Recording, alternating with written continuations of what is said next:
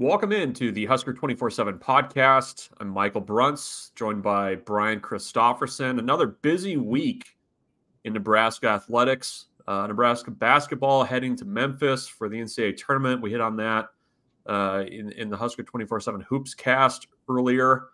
And we're going to focus on football because spring football, believe it or not, gets rolling early next week. We heard from Matt Rhule. We'll get into some of his comments early on here. Also, Pro Day coming up on Wednesday. We'll kind of not get it too into the weeds with that, but kind of preview that and kind of who needs to run well. Pretty much everybody needs to run well. We all need to run well. We're going to hear some 4.3s. Might hear some 4.3s, maybe some 4.4s, not really sure.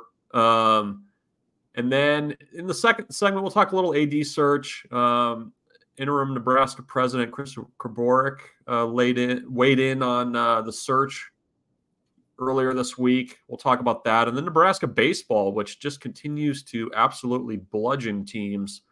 We'll hit on that as well. So lots to cover today. Brian, where do we even start? I mean, it feels like Trev Alberts left Nebraska like a month ago with the way everything's kind of gone this week. But what's going on? You doing okay? Yeah, I'm doing pretty well. I think we have to start with Rhule's opening statement, which was 12 and a half minutes long. The preamble. It was a preamble. Yeah, that's probably more like it.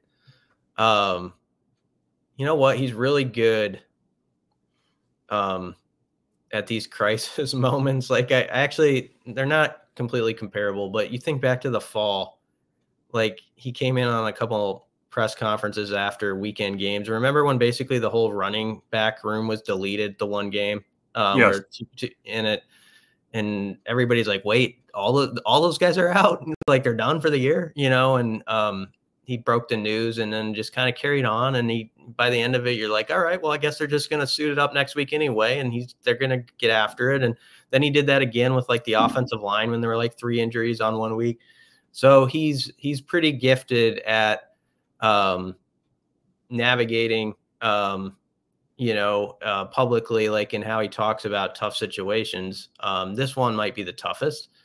And I thought he struck a nice balance, probably that was necessary to do in front of the microphone. And I'm not saying it wasn't genuine either, but it was necessary probably because there's so much, like the temperature's so high, right, about Trev with some people.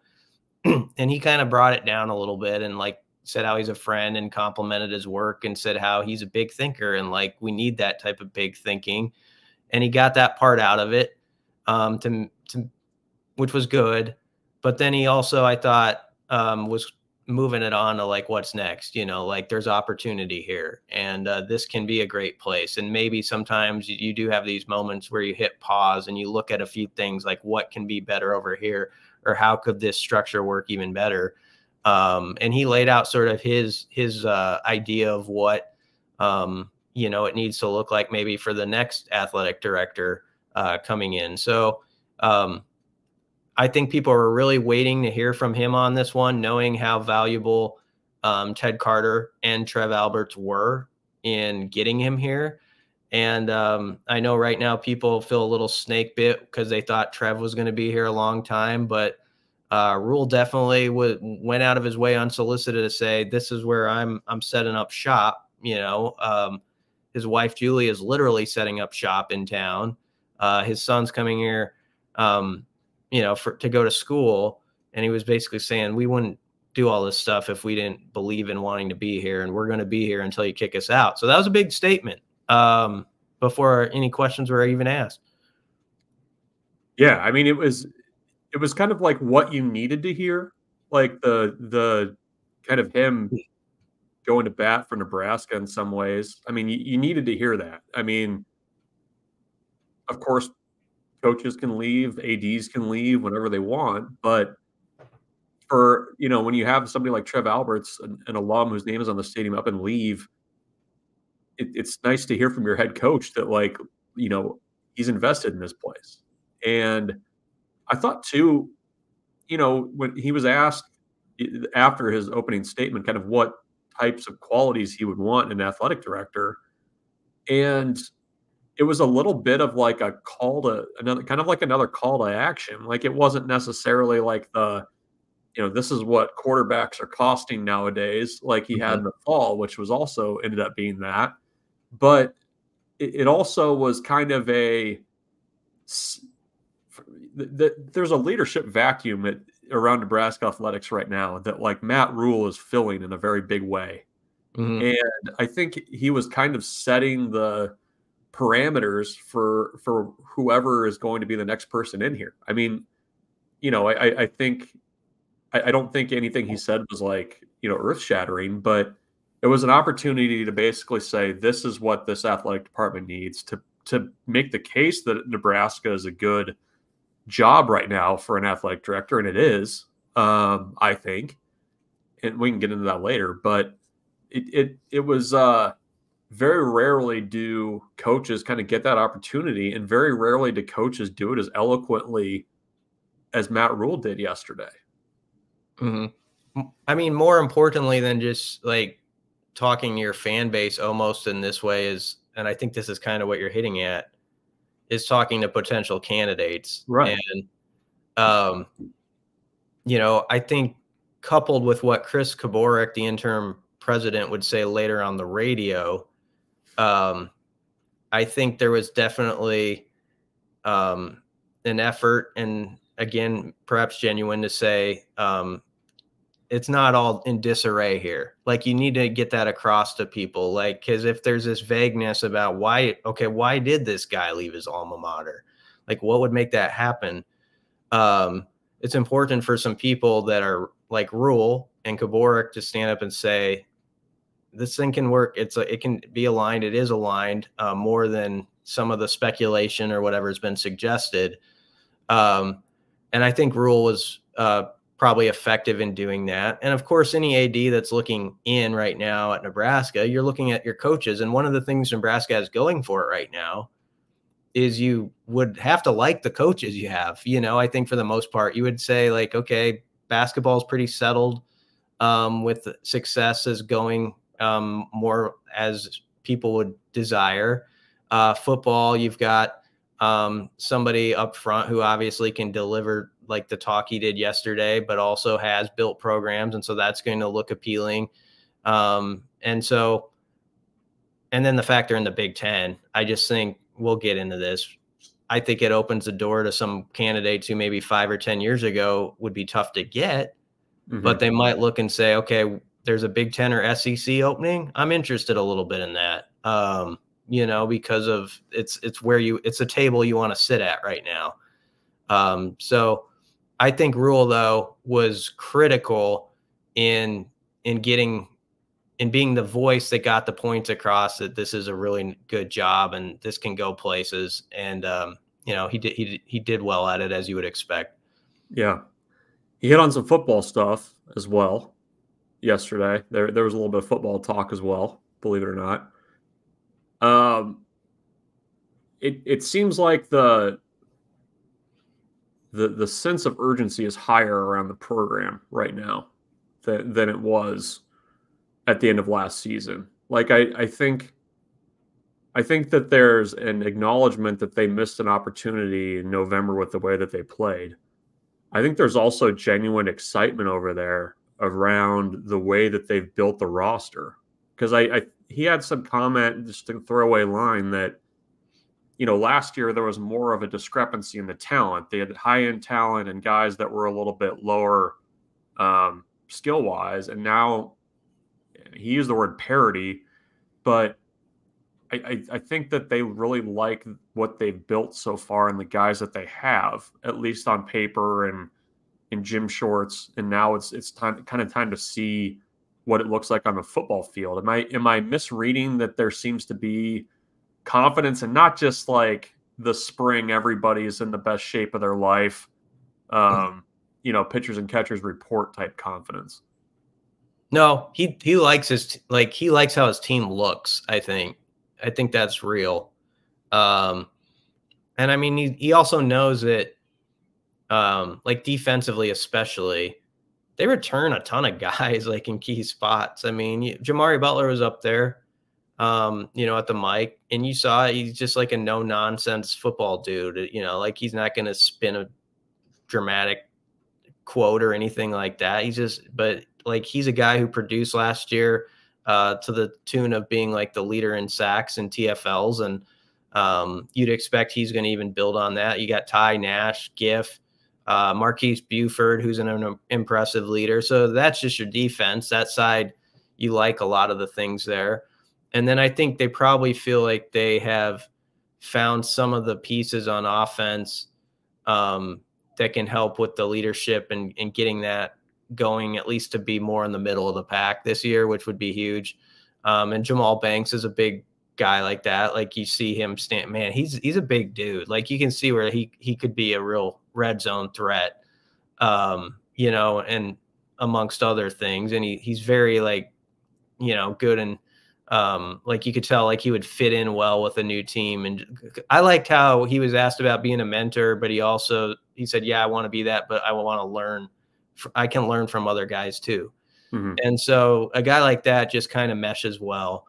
And then of course there's going to be the QB conversation, and you're only going to go as far sometimes as that QB play will take you, but we'll get to that when we do. And for right now, all those other pieces, I do think there's like a lot of optimism about how guys are buying into this is what we're asking of you in the winter to get ready for the spring, and they checked most of those boxes, it sounds like, in Rhule's mind. The second year through it, I mean, I think there's a lot more comfort too from the players' perspective of like what's being asked in the winter, because I mean Nebraska under Rhule does do things differently. I mean they've got the mat drills, they do the team competitions. It's a little bit different, I think, than the way that other programs do it. And I think going through it a second time, I think you guys are comfortable. They know how to work hard. They know what's expected. And I mean, Rhule also had a line about, we're giving them the gift of high expectations. I mean, I don't think that the one thing that's changed is I think they want to build on last year. I mean, there's more competition. There's more intensity to things. Rhule said they're going to just play more football this spring, more scrimmaging, more reps for guys. And to your point about the quarterbacks, I mean, that kind of approach, I think you kind of have to do when you have Heinrich Haarberg, who's still relatively young as a college quarterback, and two freshman scholarship quarterbacks. Like, those guys need to come out of the spring almost like worn out from the number of reps they get, and to be able to take that and have a strong summer. The thing we'll have to get to throughout the spring, I didn't think yesterday was a time for it. So I'm fine that it wasn't a talker, but is Haarberg actually in those quarterbacks? I'll be brief on this, but I think there's an assumption, and I get it, that it's going to be Rhule's show from a lot of people. I'm curious as the spring goes on to like kind of test the waters or like ask those questions with Haarberg, is there a not so fast my friend component to this at all? I think you at least have to let that be a possibility until it's not with Haarberg and what like Glenn Thomas does with them. And if they want to let a young guy grow behind the scenes, I'm in the camp. I'll just say it. That thinks Rhule is going to start the opener. I think that's how it'll work itself out. But they haven't had a practice yet. So I think that's going to be like a storyline, just like Haarberg, and like how much of this could be a real battle. Could it go into fall camp and all that stuff? And he's got more experience and all that. So not something that needed to come up yesterday, but definitely something to watch as the practices get going.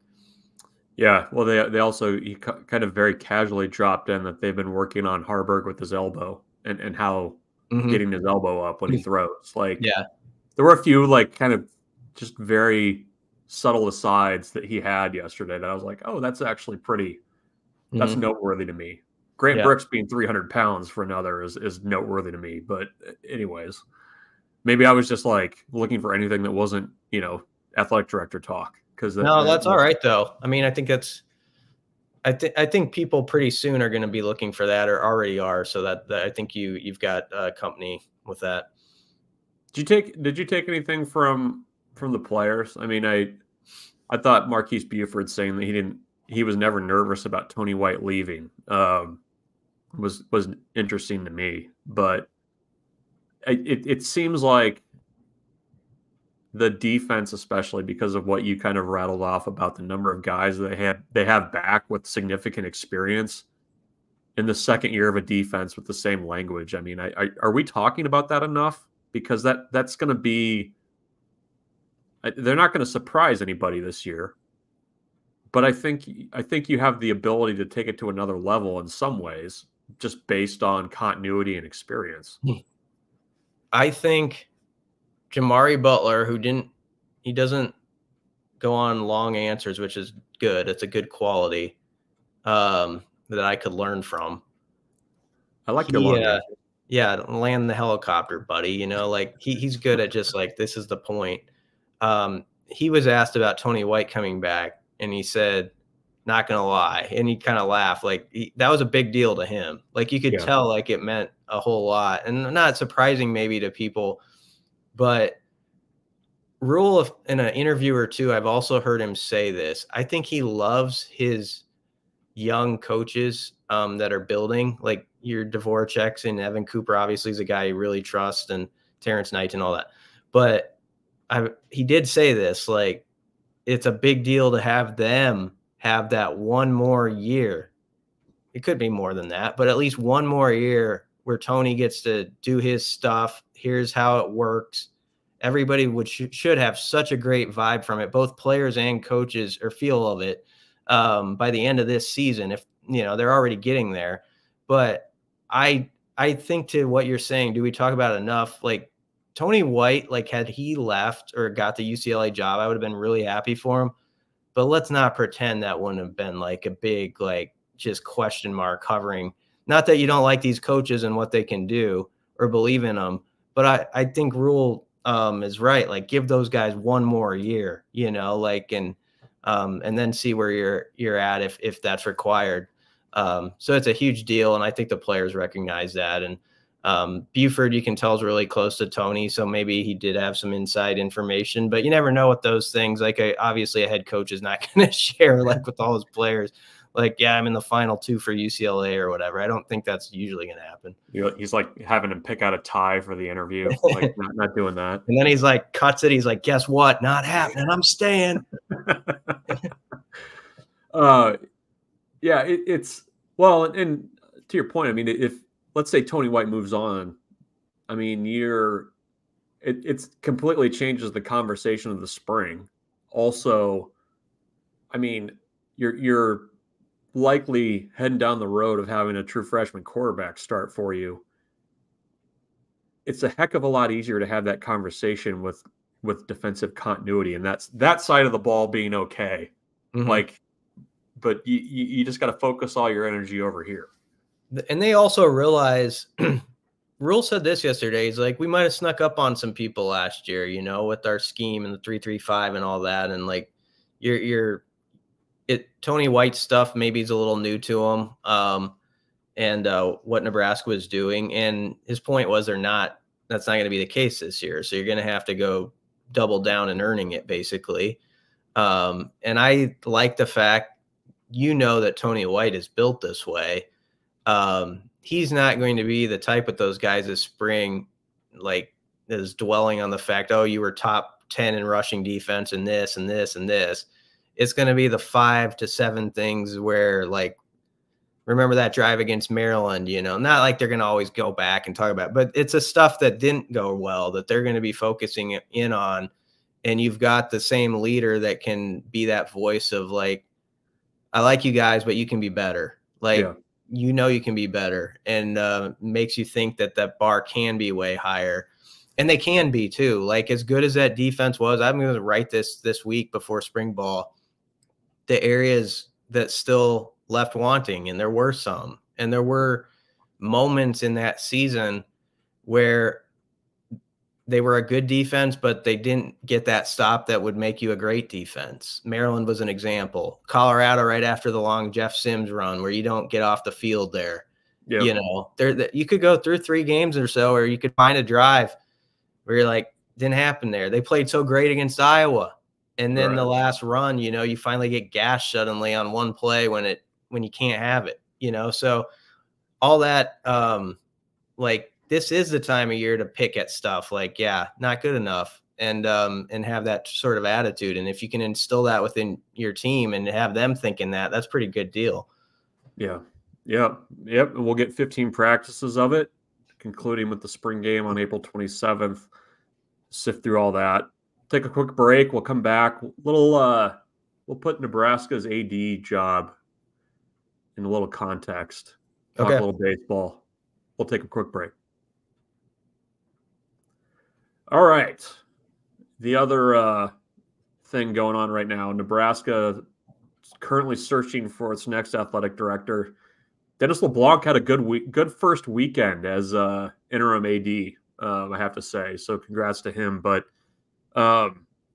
you listened to interim NU president Chris Kaborik on Sports Nightly, or I guess, does he have his own radio show as an interim? Do they give those to them, or is it just like he's been on? This is probably important to say because they wanted it to be clear.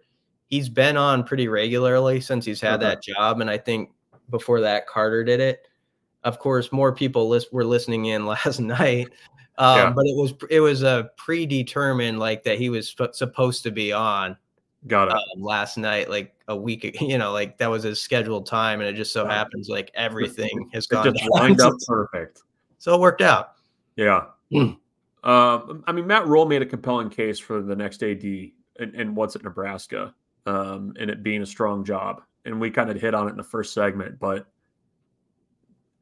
to me, this time around, the job is significantly different than it's been in the past, in part because you had somebody leave of their own volition, right? Like, it's one thing if somebody gets fired, the football program has been in shambles. You've had to, there's fires everywhere. You're the guy walking in with the pizza and the living room's on fire.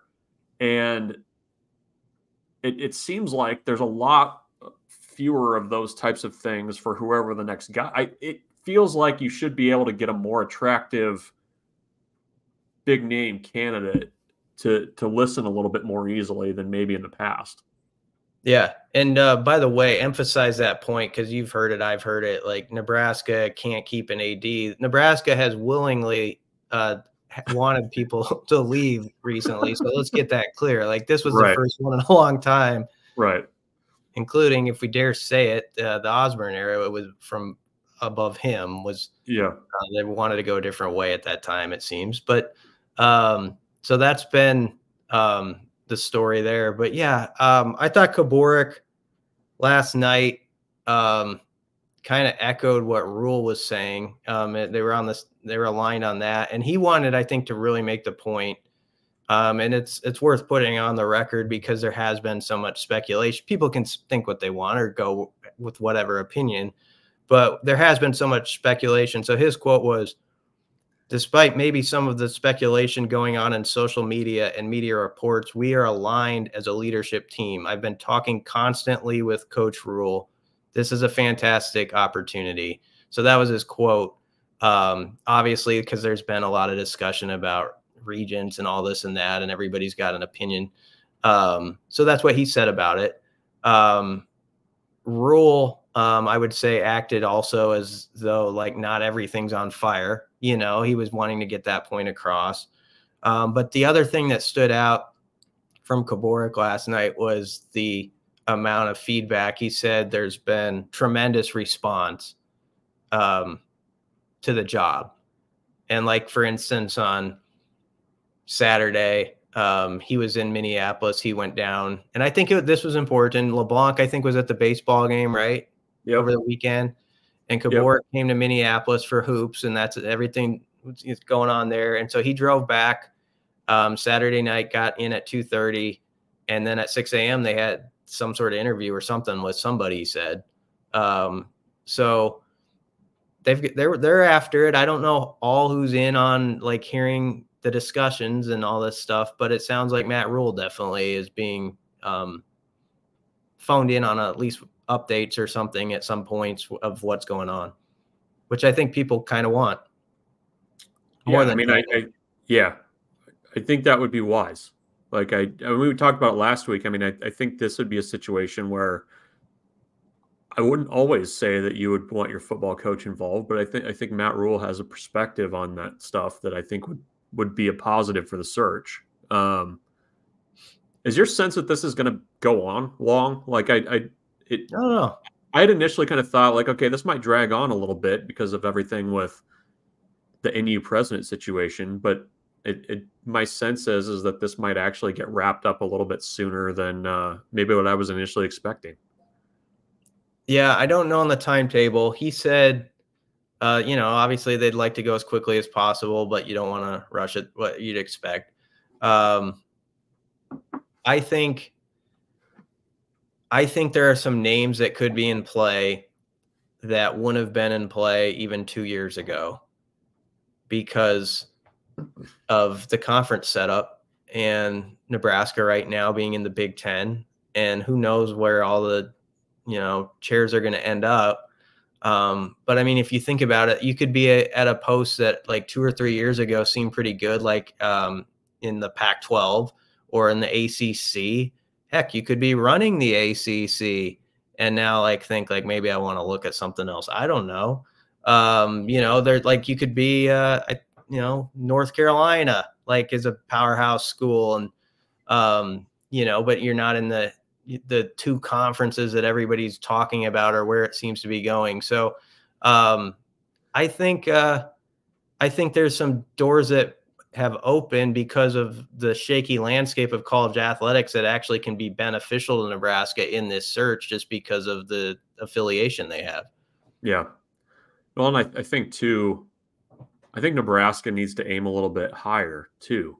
I mean, I think given kind of the shaky landscape of college football, I think you would want somebody, we've talked about this off air, that you would want to have somebody that's been at those tables before and had those tough conversations and is willing to kind of be a little bit more elbows out when it comes to discussions about where Nebraska fits in the landscape currently. Like I think you need a little bit more of a forceful advocate in that way. I mean, I think Trev was to a degree. I mean, I think he was kind of rising in terms of the amount of volume his voice had, but I think this is a time when Nebraska can't necessarily have somebody who's like learning on the job, like it feels like you're at a bit of a tipping point.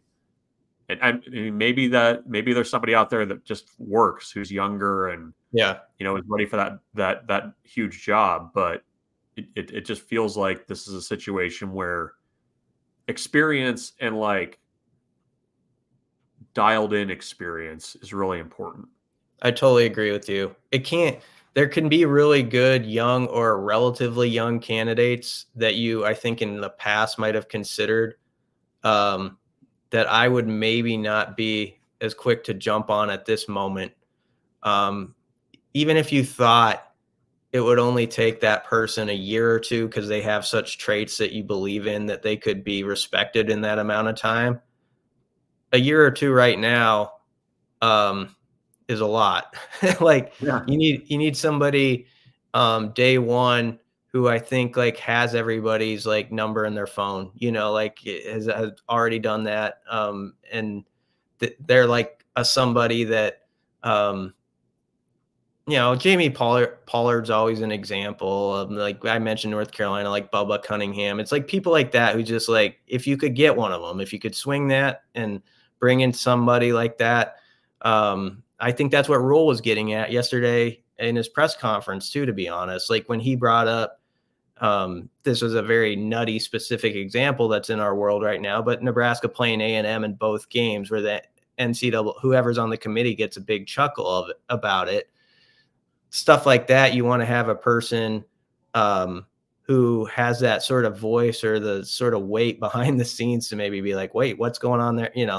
And maybe can listen. Now that's an odd situation that came up because of what's happened, but his point's well taken. It's got to be somebody who, like, when they talk, people are like, I'm going to listen to that. Like, I respect this person because they've been doing it for 20 years and I've been in meetings with them before and I know what they're about. So it's got to be somebody who's still got the energy and isn't just riding into the sunset like Bill Moose was, certainly, but that's not what either of us is talking about. I know that. Yeah, that's what I meant by dialed in.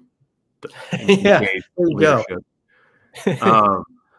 Yeah, I mean, that's kind of where they're, and you, I mean, like what fires at Nebraska do you really have? I mean, you've got to figure out what you're going to do with the stadium project. I mean, my one concern would be like, if you're going to keep going down that road, like you've been there for a year and you're going to all of a sudden reseat people in Memorial Stadium. I mean, that's not a conversation I would want to have walking into a job in the first year, but, you know, we'll see what happens with that football program. You're not having to completely rebuild it like the last couple of hires have had to do, or at least, you know, take it in a different direction.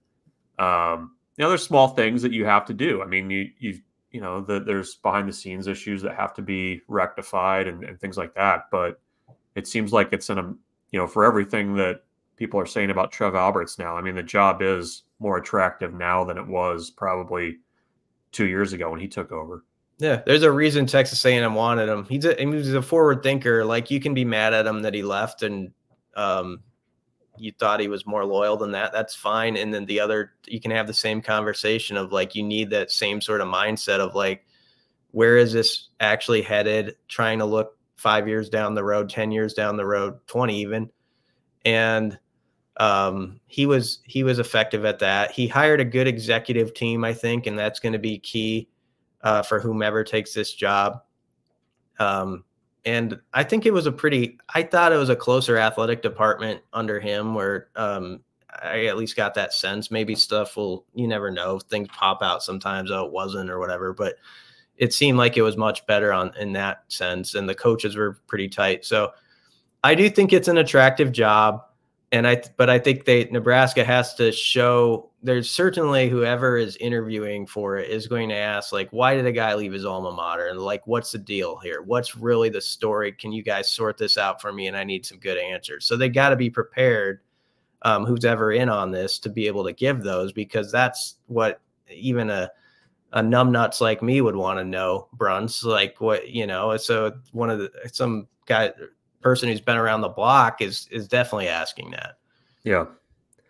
And the piece about being forward thinking, I think, is really important, given kind of basically year to year, how things are changing in college athletics. So definitely something to watch there. We'll not go quite that far in the future, but 24 hours in the future, we're going to have former Nebraska players running some 40s, doing a little jumping, little lifting, things like that. It's pro day. Nobody got invited to the combine for Nebraska this year. This is the show for a lot of these guys.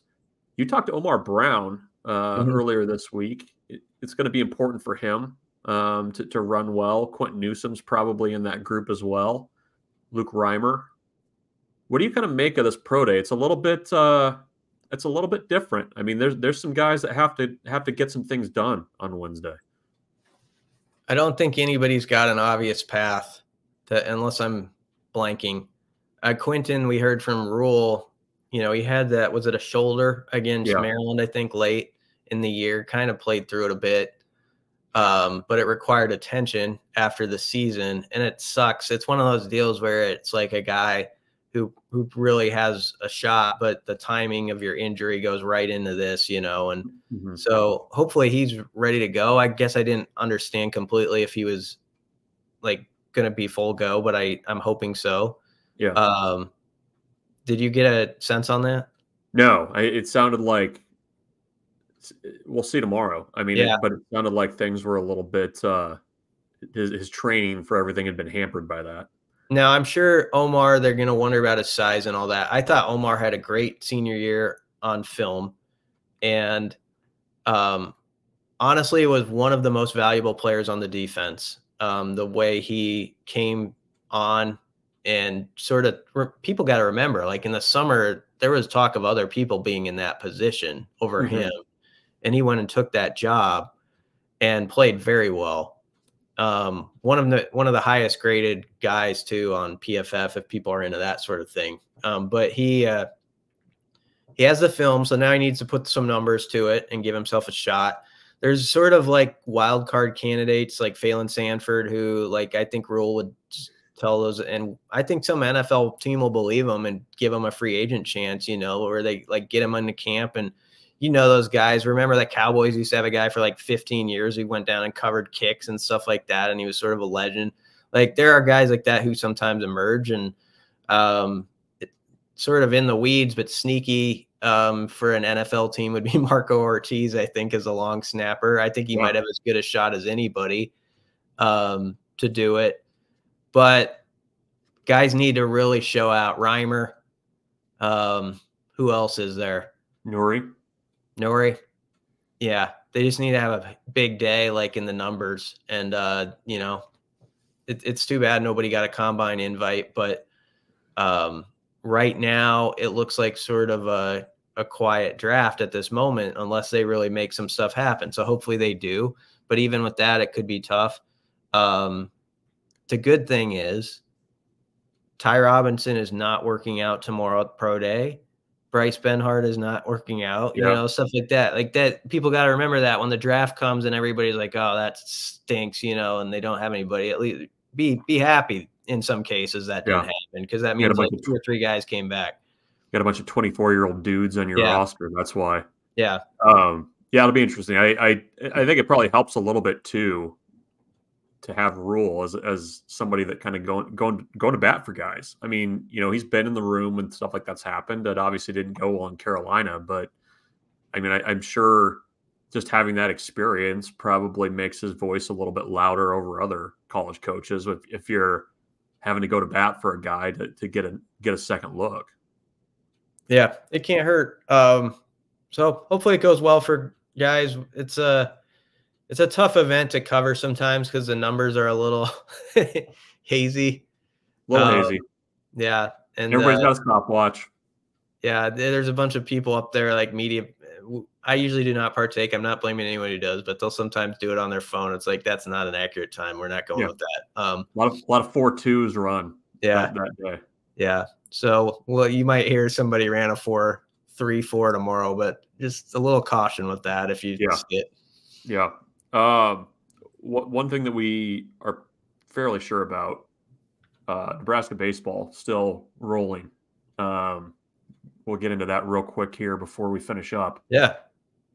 They swept the Colonels of Nicholls State, which doesn't seem like on the surface that significant of a sweep. You know, Nicholls was in the 140s, I think, for RPI when the weekend started. Nebraska's a top 5 RPI team still, which still a little early, but you're starting to pay attention a little bit more. But a very good offense that Nebraska really kind of shut down, especially on Saturday and Sunday. Nebraska just wearing teams out at the plate. So they had their first 5-game week last week. They went 4-1 and dropped a road contest to Wichita State. But the bats and the lineup are starting to come alive a little bit. The bullpen, I think, is still a strength for this team. And another 5-game week here with Omaha, North Dakota State, and 3 against New Mexico State, and then it's off to conference play after that. So the season's moving along, but I think we're starting to see that perhaps this is a good baseball team. Mm-hmm. I've sensed that in your text. Like you'll sneak in and it's like, I think they're pretty good. Yeah, there's something different about this team. I mean, it's a mentally tough team. They've got veterans, you know, at most spots. And I think Nebraska, for the most part, to this point, has done a very good job of resetting things in their relief pitching. I mean, there's certainly question marks about, you know, what you're going to do on Sundays on the weekend. They still don't have a great handle, I don't think, on what they do if they have 2 midweek games. But as an example, I mean, this past weekend, they get to Sunday and they're still throwing guys out there that have been, you know, Division I closers in the past on Sunday, when that's typically when you're kind of going back through your bullpen, having to bring guys back a second time. And, they really did a nice job against a lineup for Nicholls State that, I mean, they came in hitting 350 as a team on the weekend, and Nebraska largely handled their business. So I'll be curious to see, as things kind of get into conference play, how this team kind of plays with expectation and how they play with a little bit of success, because I think it's a little bit of it's a dirtbag group. They're a group of grinders. That's the way they were put together. But there's going to be a lot of teams gunning for them once they get into the Big Ten. They're ready to fight Grand Canyon a little bit. They were ready to mix it up with Grand Canyon a little bit. The other night, I don't know, like, how sometimes when you're in the midst of a season, there were moments like this for Nebraska basketball too, where like things just kind of go your way. Like on Friday against Nicholls State, really tight end of the game situation. Nicholls gets 2 guys on. They review a play that Nicholls is at bat. The runner at second base, who was called safe, is out. And tense moment, next pitch, guy for Nicholls just absolutely pisses on a ball to second base, but it hits it right at that second baseman. Double play, game over. Like those types of things, like I think when things are just kind of rolling, those things just kind of happen for you.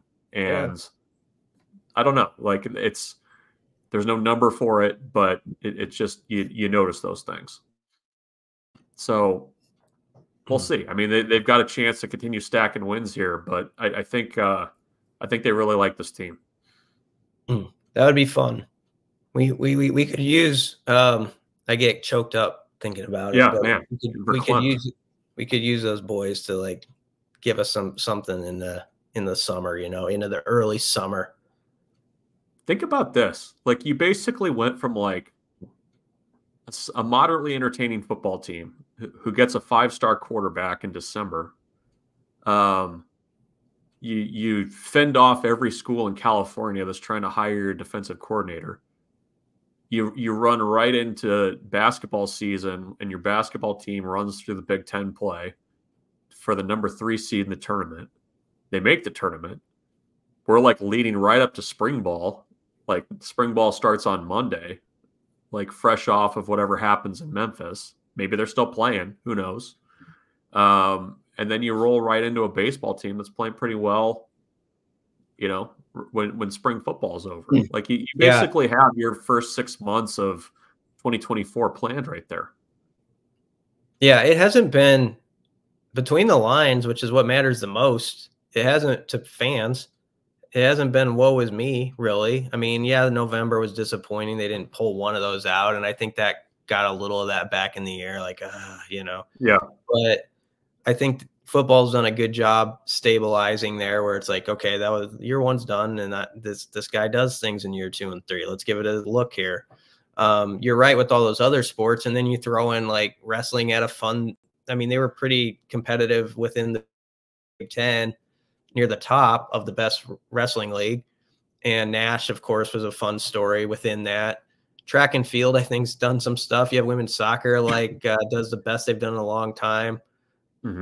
They have definitely elevated their stock in a lot of different sports quite a bit in the last year. And so you do have to, sometimes it's all like, oh, typical Nebraska, like when the Alberts things happens, but there's been a lot of good things really that have been going up until then. So you got to weigh that out a little bit. Yeah, for sure. We'll have coverage of everything. We're heading to Memphis to cover a little basketball. Baseball's going on this weekend. Spring football starts next week, so you'll be saturated with that coverage. So make sure you get to Husker247 for all of your Husker coverage. Chat about it. Football recruiting visits are starting to ramp up too. April's going to be really busy for official visits leading up to the spring game. We will have all of that there. So get to Husker247. We'll be back at the end of this week with some Husker Hoops casts and breaking everything down. So be sure to check that out.